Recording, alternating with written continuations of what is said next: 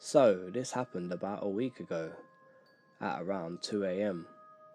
Just a bit of background information. I live in the UK and go to uni.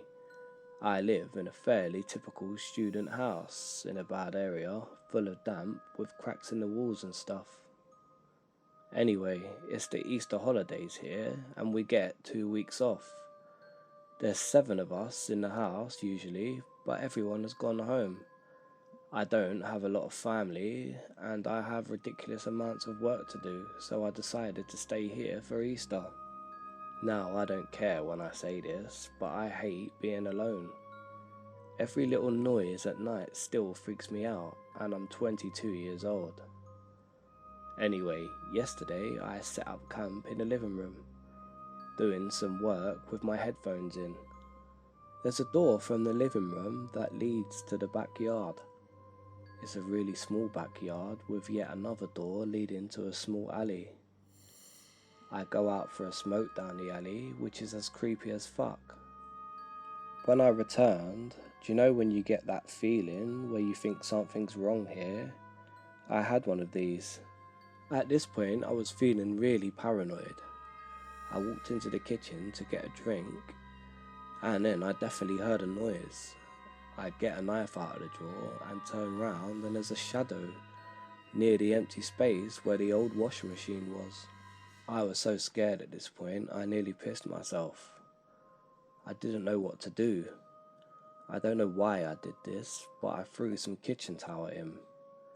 He then screamed and banged his head on one of the cupboards. I was standing there with a knife and the guy looking at me dead in the eye. He had some crazy contact lenses in, like some red blood ones. This just made the situation a whole lot worse. I didn't know what to do at this point, so I just said, "Get the fuck out or I'll call the police." He ran through the door into the alleyway and ran off.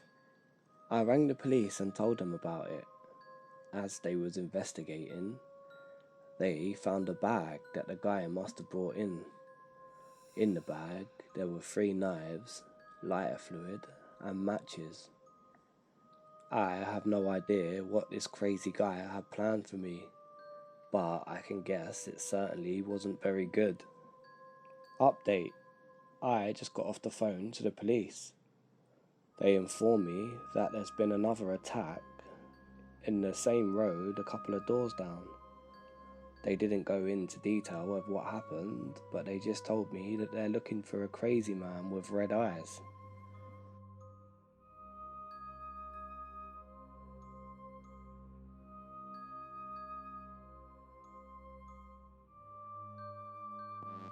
This happened over the course of 8 months, about 10 years ago, when I was about 14. My parents had sent me to a private Catholic girls' school for grade 9 because I was on a slippery downhill slope and needed to straighten myself out. My parents are extremely overprotective, and I think the worst of my bad behaviour was probably cheating on a maths test or hanging out with a bunch of kids who smoke pot. I was willing enough to go to this school because a few of my best friends from elementary went there too. We had to take a long bus ride to and from every day, and I think it took about 45 minutes each way.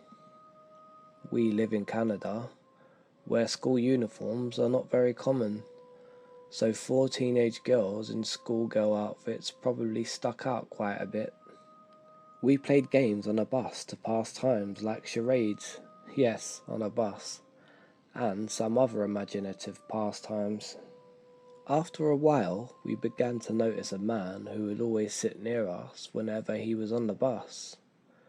He was quite creepy looking, and even at the time we thought he looks like a pervert. He wore the gross 80s wide-rimmed glasses, a long black trench coat, and he carried a briefcase. His hair was unremarkable, like a mousy brown blonde, and he had a doughy face with beady eyes. He was also very chubby and wore these tight, short, khaki pants that showcased every lump, nook and cranny. These pants also particularly accentuated what we called the bulge. You can guess what we're talking about. He was very lumpy in the groin area, and we thought it was both gross and hilarious. So every time this guy got on the bus, he would make a beeline for us. If we were sitting in the back, he would sit in the back. If we were sitting in the front and he sat near us, we would always move to the back to get away from him, but he would always follow us. He was always uncomfortably close and would face us whenever possible with his legs spread. It was gross. We could tell he was listening to all of our conversations because he would chuckle and smile with his eyes closed. We always laughed about how creepy he was, but didn't think too much of it until he started getting a little bit more obvious. There was this one time in particular that I didn't find funny, and it really freaked me out. The bus was crowded, so my friends and I weren't able to sit together. I got a seat that faced the centre of the bus, and some passengers had to stand in front of those seats, holding onto the handle things that dangled from the ceiling. So guess who gets on and stands right in front of me? The Bulge. His crutch was essentially right in my face, and his knees were almost touching mine.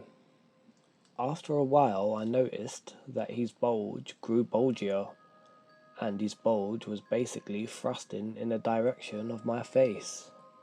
I looked up and saw he had his head thrown back and his eyes closed. I glanced around in horror, but no one seemed to notice anything. I wasn't able to move at the time, so I just held onto my backpack and tried not to look at him. One day before school, my friends and I got onto the bus that was basically empty. We sat up front by the driver and were dismayed when the Bulge got on and sat by us. As usual, we picked up our stuff and headed to the back, where also, as usual, he followed us. We ignored him and carried on our conversation until he started rummaging in his briefcase. He pulled out a piece of paper and held it towards our group. We all stared at him for a few seconds before I, being the closest, grabbed the paper and he got off at the next stop. It was a letter from him saying that he was a writer and that we girls had inspired him to write a novel about us.